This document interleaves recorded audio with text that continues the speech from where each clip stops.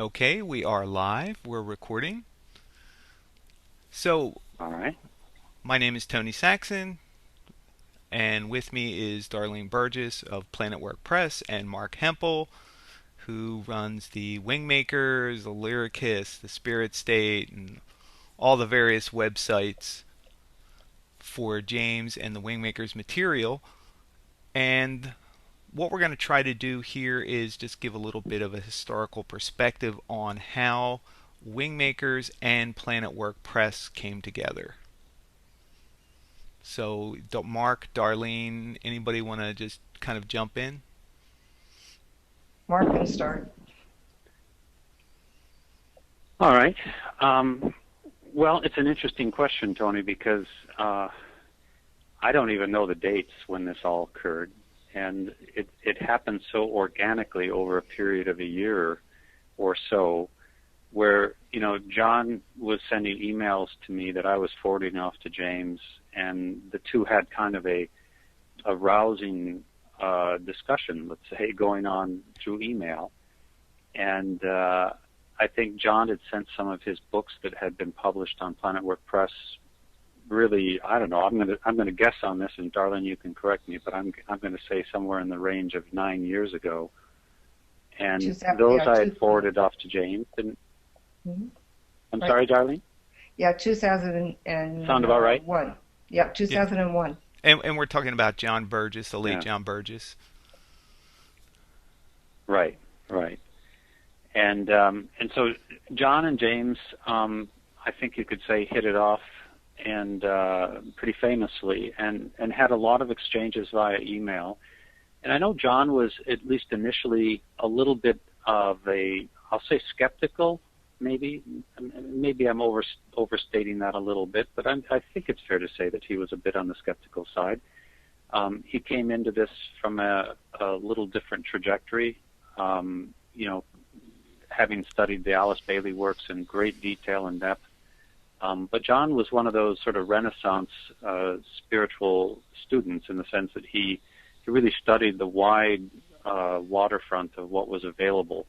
And I don't think he excluded himself from really anything. In a way, I think he would go into just about any discipline, any spiritual path, and cherry pick and find the things that really resonated with him. And so he had done that initially with WingMakers Materials, and I think he found a number of things that resonated with him, enough so that he was stimulated to reach out to James. And in doing that, I think James's response was sufficient for him to kind of get a sense of credibility and where James's lineage was in terms of his background and what he was professing, in a sense. So I think from that, I think James had come to me via an email and said, would it make sense to have John do a project that had to do with these sort of collected works, taking all of the different works, all the disparate writings that James has produced over the last 15 years, or even before then, before I knew him, and organize this in such a way that John could present the equivalent of a bridge to help people sort of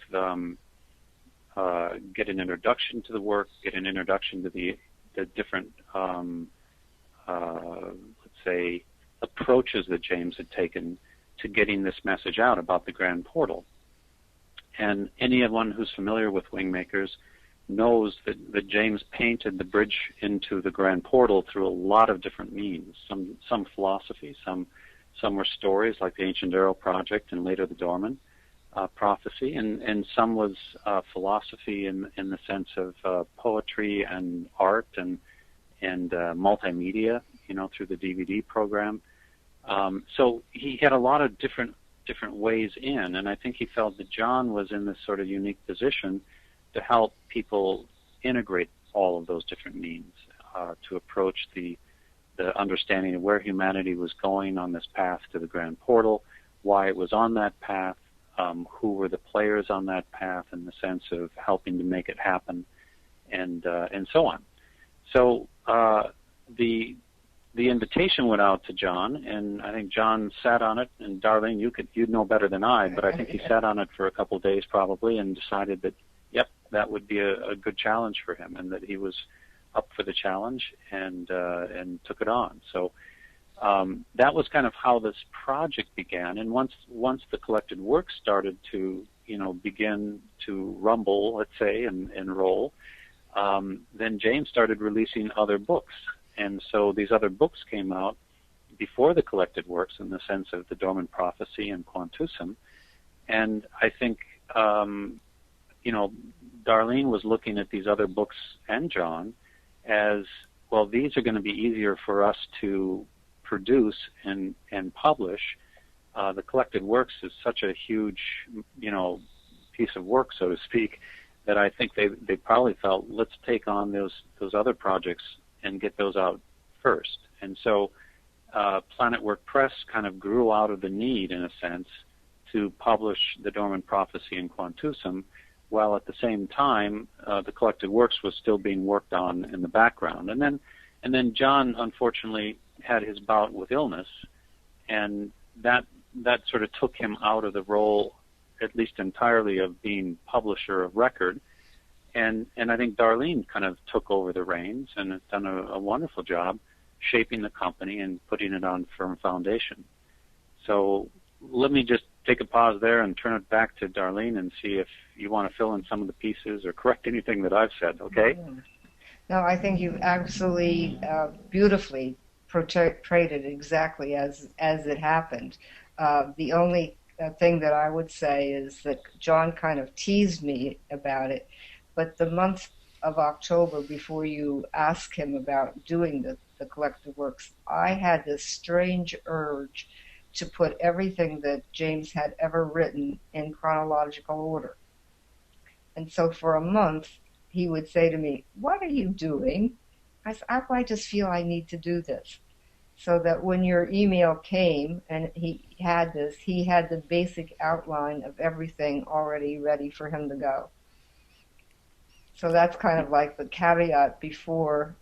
I have no idea why I wanted to do that, but I did it. So when you emailed him and talked to him about saying yes to this project, I handed him these sheets of paper and said, "Here." And so from that, actually, he was able to formulate how he put it all together.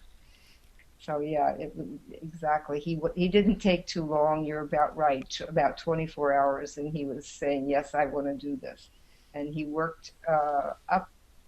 He worked, actually. I saw that he worked up until June of 2011 on this project, from November of 2009. Now, one thing you brought up, Mark, was the fact that all of the material up until the Dormant Prophecy had been web-based only. And was the idea for the collective works initially meant to be web-based, and print kind of came in after the fact? Yeah, I think my recollection is that there was some debate, mostly in my mind, because I come from the web, and I'm obviously biased a little bit about the web as being the place you want to put things, if for no other reason than for the ecological reasons, saving the trees, so to speak. But I've always been a fan of the interactivity that the web can provide, and also the lack of shipping kinds of issues that enter into the equation when you have books. And I knew the collected works was going to be a behemoth. I mean, there was no question that it was going to be a large, heavy product, so to speak. So my bias to James, and I think also to John, was, it makes sense to put this as an electronic or e-book. And, we were already kicking around the idea of something equivalent to Spirit State. It's still in a very early formative stage at that time, but nonetheless, the idea was out there. The seeds had been planted. And so that tended to be my bias. I think John felt fairly strongly that it should be a physical book. And I think James felt the same, that it needed to be a physical book. Not to say it couldn't at some time become an e-book, but that because of the nature of the work and because of the legacy, if you will, of other spiritual works of this kind of import being produced in physical book format, that it may make sense to do it that way as well. And so in some ways that it was an homage to the other great spiritual literature that's come before. And I think in part it was that, and also John was kind of pushing for that. And I went along when I saw that you, Tony, were going to get involved, because it took some of the pressure off of me, quite honestly, to be the producer of it, which is just something that, the ability to do this wasn't in my wheelhouse or my sweet spot. It's a little bit of a stretch for me. And so when you volunteered to come on and take that role on, that really made it easy, in a sense, to put it into a physical book format. And then Darlene's commitment to publishing in the form of Planetwork Press was also a big factor in that. So as it turned out, I think it kind of was meant to be this way. And we all, well, I shouldn't say we, but I at least took a while to figure it out. I think the other sort of forces behind kind of knew this was going to be the way it was going to go. And I'm glad it ended up this way. I think it's going to be a beautiful work. Yeah, it's interesting because you talked earlier about the way things kind of grew organically. I feel that this process kind of grew organically too. I mean, all the pieces seemed to come together at the right time in order to take work that was electronic and then ground it down onto the physical level. Darlene, do you want to talk about how you feel, being the publisher, about the difference between electronic versus, traditional print? Well, I think they both have a tremendous place for all of us. But I've always had a strong feeling that, especially the collective works, needed to be in print, because whenever John and I would do a workshop in this country or overseas, internationally, people would ask us, "Oh, we'd love to hold a book. We'd love to hold the book and mark it up." And so I think that's where I felt that the collective works just lended itself to the ability to put it in a framework so that you could have everything right there in your hands at one time. If you wanted to go from the philosophy to a poetry, or to looking at the pictures or the paintings, and flow that way. So I had a strong commitment. I have to be honest, I really felt in my heart, and I knew this was in my heart, that when I first read The Doran Prophecy, I wanted to publish it. And but John was too ill at the time to take the project on. So over the period of time that after he made his transition, I just was out of the country at the time, and I felt very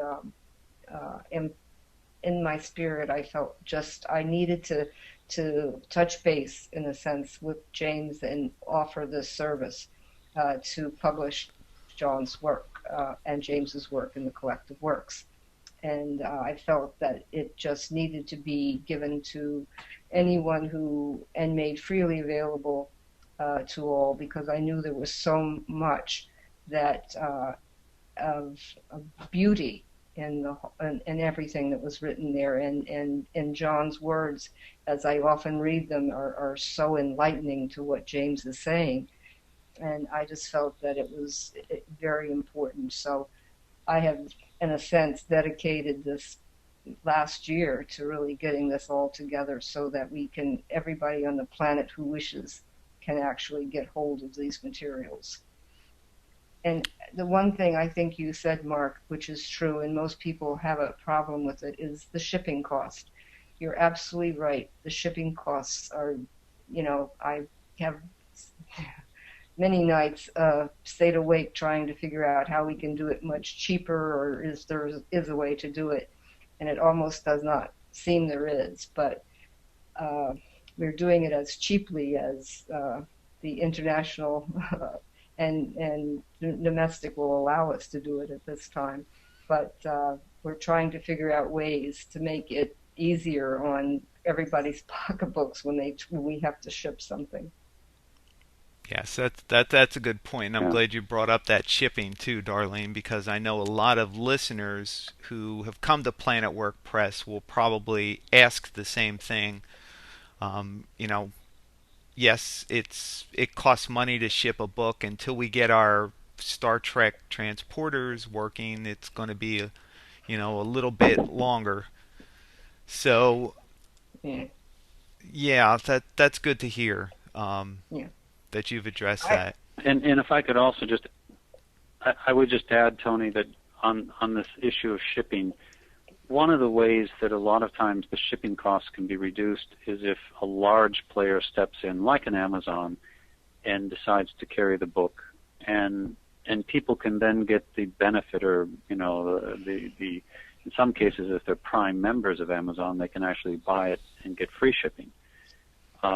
And so I think one of the things that Darlene and I have talked about in the past Right, is the possibility of taking these out to other resellers, and right, possibly that would help in the shipping costs. Hmm. right. The other reality is that a lot of the independent resellers that are being really hit hard right now by Amazon and Walmarts and those kinds of players that are really sort of overshadowing them and taking a lot of the opportunity away. And that even includes some of the, what you would call, I guess, the new age sort of Hmm. booksellers out there. Most major cities have one, maybe two or three of them, and they're being hit and squeezed by this as well, because Amazon, let's face it, they carry everything, and so one of the things that they, I think, are going to be, or that PlanetWorks can potentially work with, is sort of strengthening the reseller community.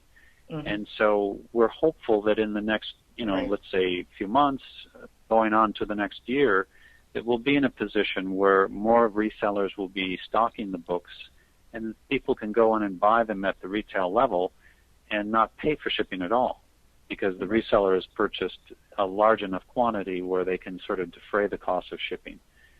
So that's at least the hope. right. And so Hmm. there is a sort of a proactive plan underway to look at that.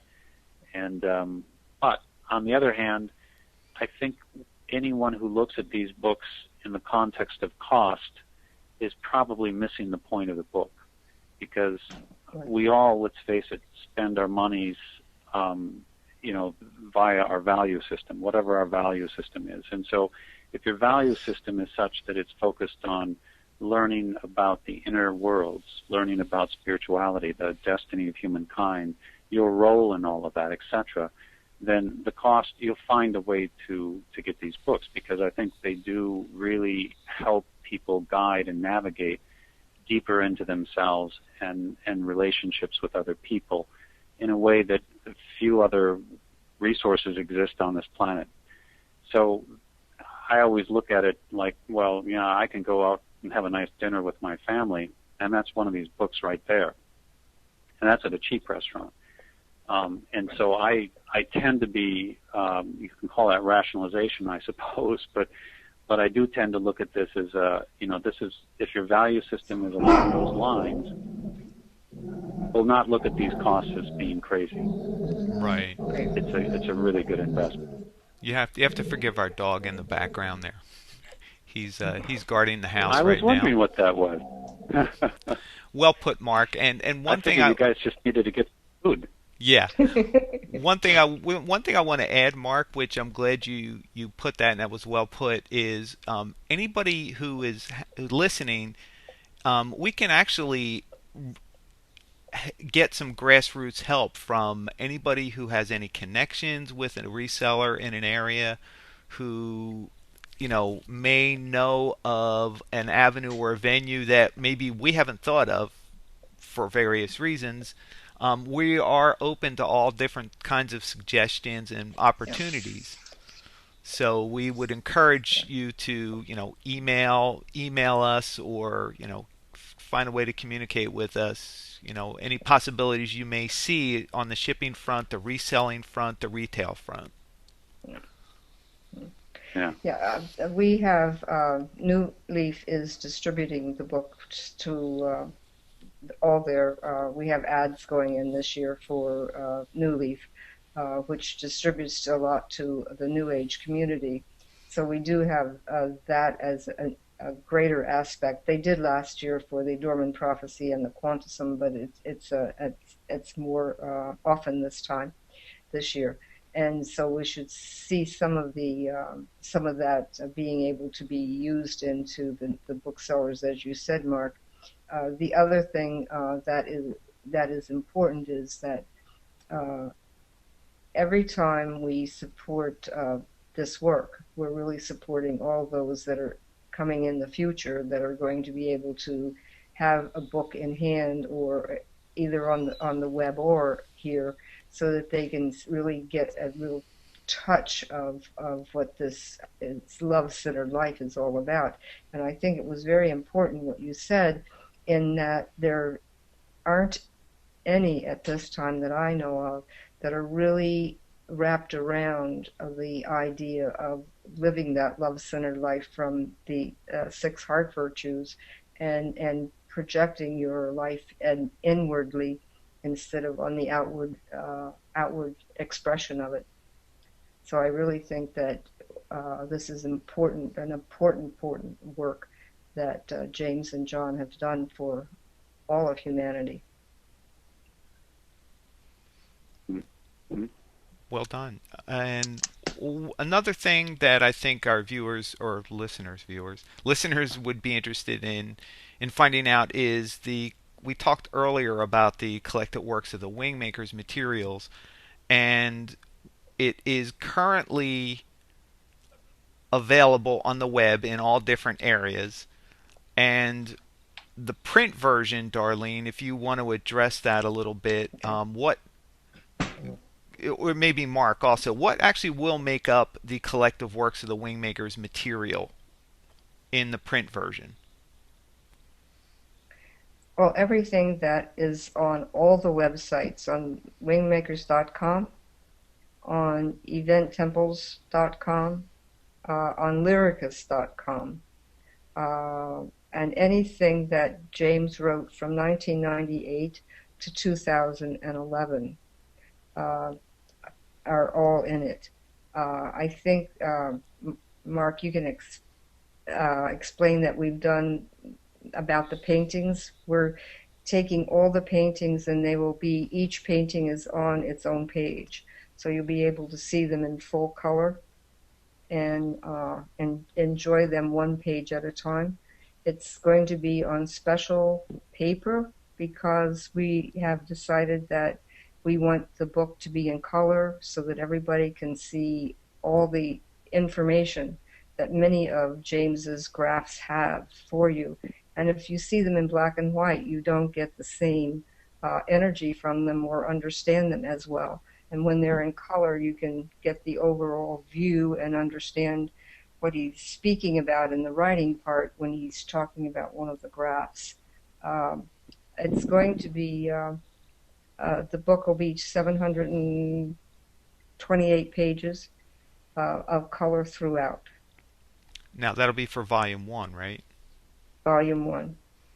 And how many Volume volumes? 2, Volume 2, we don't know how many pages yet. We're still in the process of putting that one together. So we figure it's probably going to be close to that number of volume one Exactly. also. Hmm. Right. Yeah.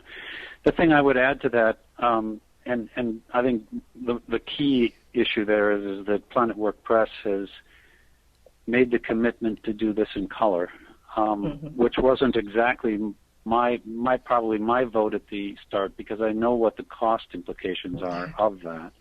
Yes. But Darlene hung in there. She was very committed, and I do appreciate that she was this sort of tenacious negotiator about that. We're going to do this in color, Mark, because that's really what this work deserves. And so hats off to both you, Darlene, and Tony for kind of sticking by your guns there, because I think in the end the quality of the experience on the part of the reader is going to be greatly enhanced, because it's not just that the artwork is pretty to look at in its color version. I mean, we all have different sort of subjective opinions about what art moves us and so forth, but the frequency of the color used in this art has a corollary effect on the sort of eye brain. And James has gone into great detail about how this sort of is a spiritual stimulant, almost, in a sense. It's an activation kind of experience. So having this work in color really helps to trigger and activate and sort of inspire, I think, that sort of soul experience as you're, immersing in the book. So that's one level. The other thing that I think is important is that a lot of the graphs and charts that James produced to kind of help elucidate the teachings and break them down into sort of a visual way. So the visual learners out there can really grasp some of these concepts and build their own little mental models, if you will, of what does a sovereign integral look like, for example. It's really helpful to have this sort of visual vocabulary in order to navigate deeper into the written vocabulary. And so I think this book is going to really connect the visual worlds with the written worlds, the internal written worlds, in a really new way. I don't, personally, I haven't seen any books like this ever. I can't think of anything that really approaches this level of visual and written mastery. So that's something that I think is going to really make this book stand out. The other thing that I wanted to mention just briefly is that there is going to be elements in this book that I think will surprise people in the sense of John's inputs, that you might be thinking that this is just, sort of vacuuming up all of the work that James put out there, and that there's a little introduction here, and that's that. Well, in reality, John Berges has put a lot of time in almost every paper, every writing that James produced. John has added and enhanced the experience of understanding and sort of bringing that internally inside the person, the reader. So it is, I think, going to be a huge bonus for people to read John's component, because he's added a lot, I feel, to what James has put out there. And then last but not least is I think there will be some things in this collection that people haven't seen. I suspect that there will be some letters that James has sent to John. There may be some other elements that they have never seen before, because most people who I talk to through email who've written about the WingMakers work, they admit that, I just haven't had the time to go through and look at everything. I haven't read everything. There's so much out there. I'm sure I've missed things and so forth. So it's nice to have it all kind of put together in a nice, organized, volume or 2-volume set in such a way that, frankly, I think anyone could just take the volume off the shelf and crack it to any page that comes up and read that page, and they're going to learn something. It's going to stimulate them and evoke a better understanding. And I think that's what's going to be kind of fun about these 2 volumes is that you can literally just open up anywhere and you're going to get something from them. They're very dense in the sense of the amount of information that's shared. So, so anyway, that's it. That's all I wanted to add. Oh, that's good. Yeah, very That's good. absolutely right. Well said, Mark. The only other thing I would like to add to what you said, Mark, and this is backtracking just a little bit, you were talking about the effect of the artwork as a visual and spiritual stimulant to the reader. I just wanted to mention that we are very keen of the difference between web-based graphics and print graphics. Web-based graphics being basically red, green, and blue, and it's a light emitting process. We're basically mixing color with light, as opposed to print, which is a pigment-based process where you're mixing colors and it's meant to go on, in our case, paper. So there can be some differences between the two, but we're really committed with trying to provide the most accurate representation of the original form in print. And I think that's kind of important because we are very sensitive about conversion processes. Yeah. Yeah, I'm glad you brought that up. The other thing is that people should know is all of the diagrams, the images, and so forth are very high resolution. So we're adhering to high res. We're not putting the lower res, the web type of graphic in the print version. Yes, absolutely. And poor Mark has been the recipient of my constant bugging him for higher resolution versions. So we appreciate your help in that, Mark, and being able to give us versions that will hold up for print. Yeah, glad to do so. One of the Yeah, I think all of us involved in this. Darlene, forgive me, but I was going to say that I think all of us that are involved in this project at sort of the ground level, and that's Tony, Darlene, and myself mostly, we know that this is a work that's going to endure. We don't look at this as being a trendy book that has the classic bell curve of 18 months and then it's kind of cataloged and put aside. Right. We look at these volumes as having a life unto themselves, and they'll probably live for who knows how many generations, but we anticipate that they will live for a very, very long time. And so that makes it a lot easier to invest the time and care into their development and making sure that they come across in accord with their intention. So, and I know Tony has put a lot of time and effort into this project, as has Darlene. So it's been a lot of work, but I think it's been also with the understanding of where this is going to go and how many lives it will eventually touch, because of it's without doubt going to be an enduring project. We've come together nicely, I think, and have made a good team. So just wanted to mention that in particular to Tony. Oh, well, Yes. Thank you, Mark. Yes. You are definitely a member that we couldn't do without also. In fact, yeah, it's been a pleasure. Yeah. Darlene had mentioned, and this kind of, I guess, goes on with what you just said, is that you have this real strong feeling that this collective works, however many volumes right now, we're projecting 2 volumes, and it probably will stay there, but you really think that this belongs on every esoteric student's bookshelf. Yes. So this is the kind of enduring work that you're talking about here. Yeah, I wouldn't even say esoteric student necessarily, but I mean that would be probably the bullseye that it's intended for. But really, anyone who's interested in learning about, as Darlene put it, a love-centered life, and how one goes about drawing the resources. I mean, I look at the collected works as being a little bit like, if you're an artist, you need to have a palette, you need to have paint, you need to have brushes, you need to have canvas, you need these tools. And if you're going to be doing the love-centered life, in a sense, not just talking about it, but actually behaving in accord to it and practicing it and walking your talk, then you really do need resources, and you need these resources to be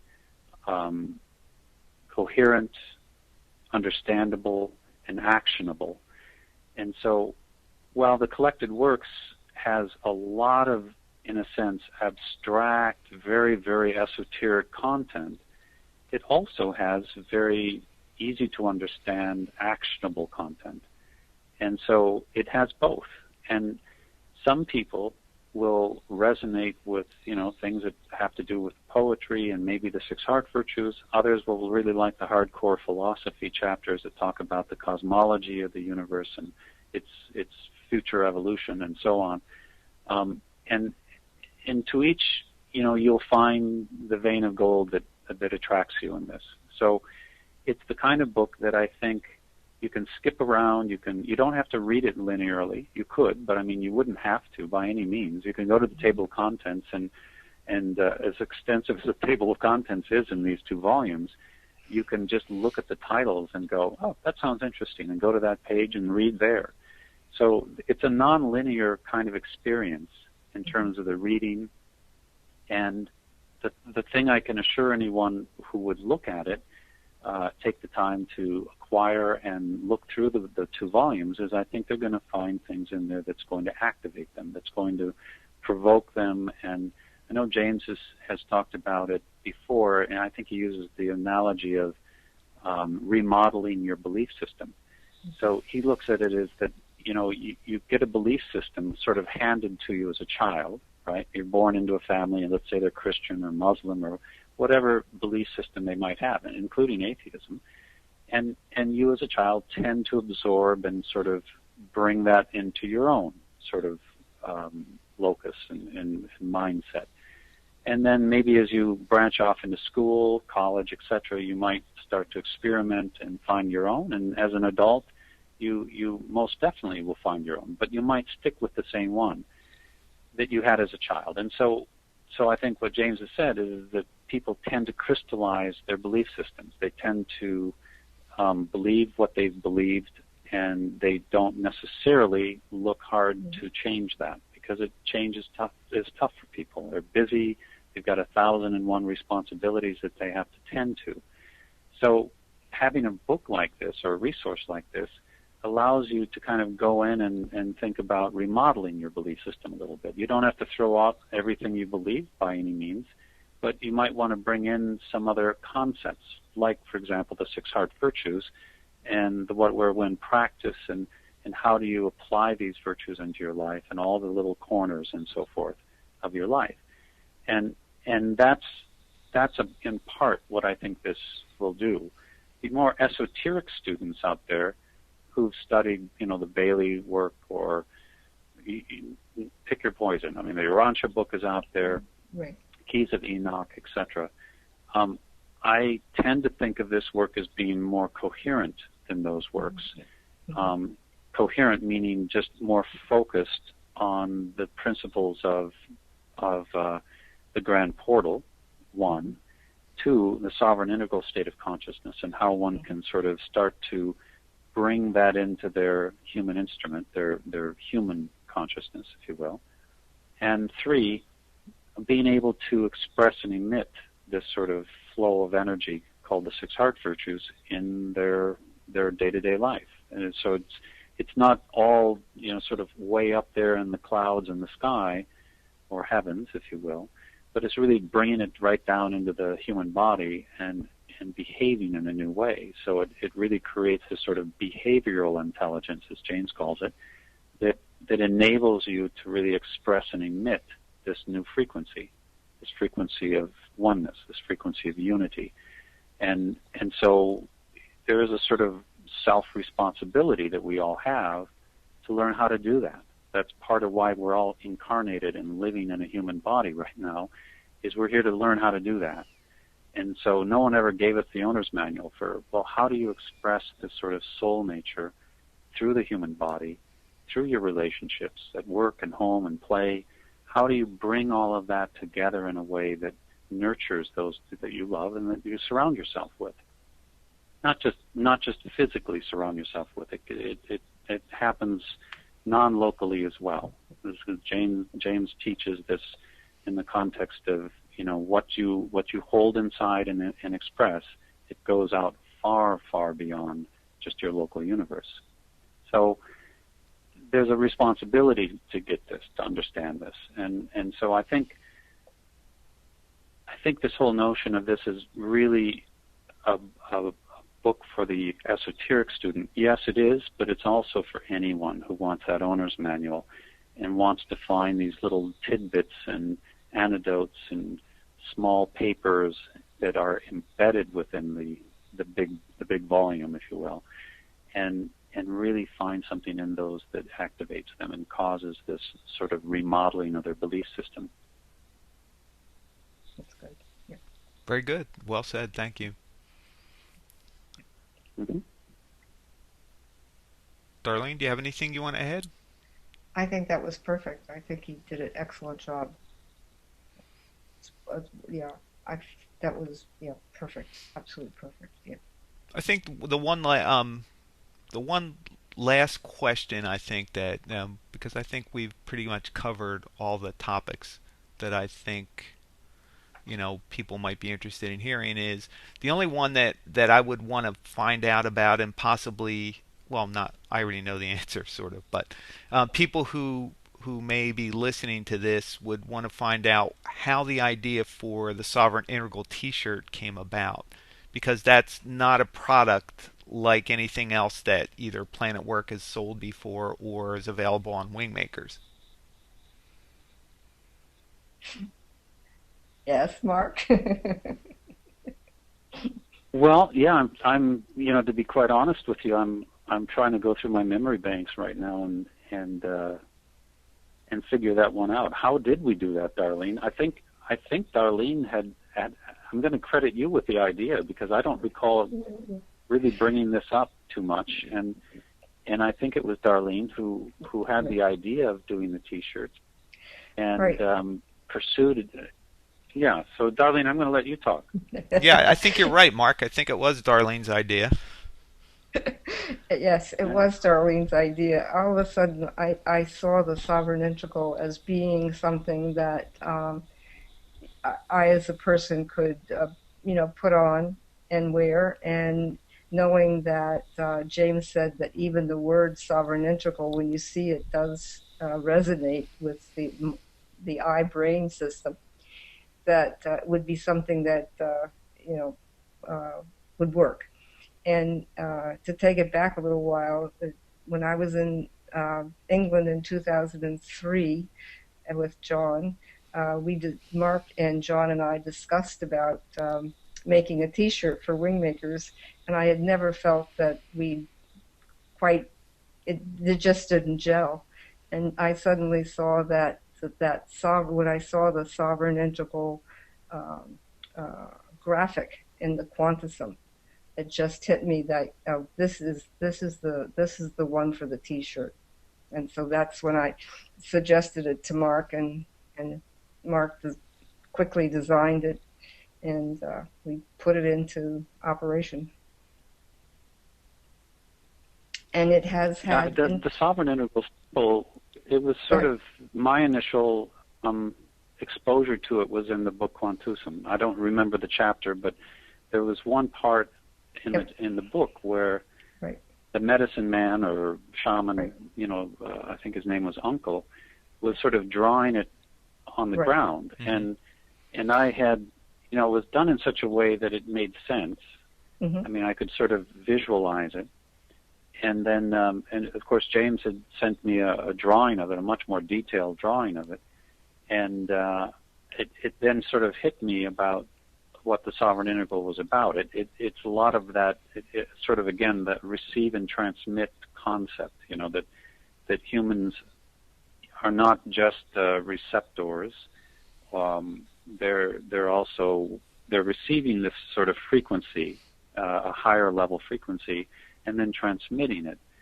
And the heart is the transmitter, and the human instrument as a whole is the receiver. So it isn't the heart that's receiving and then sending. It's kind of coming in through the entire human instrument. And there's a grounding component to the drawing or the symbol of the sovereign integral. And it contains a lot of information just in that one symbol. And I think one of the things I wanted to kind of springboard off of that is that I think a lot of the material within the collected works carries this same encoding, which is to say that you can look at a painting and see a painting, and then you can sort of burrow into the painting and look in the very, lower left-hand corner and see a little glyph there and burrow into that glyph. And you can begin to see meaning, encoded meanings within sort of this little, almost like a fractal element. It's like little pieces of the painting have meaning, but the painting as a whole has meaning, a broader meaning, a story, if you will. And so that's true for a lot of the visual information that's contained within the WingMakers materials, is that it's encoded. And I think the sovereign integral symbol is a good example of that, where the encoding was just made explicit by James through Quantusum. He used the book, at least in part, to make clear what that encoding was. But I think that encoding exists in a wide range of the work.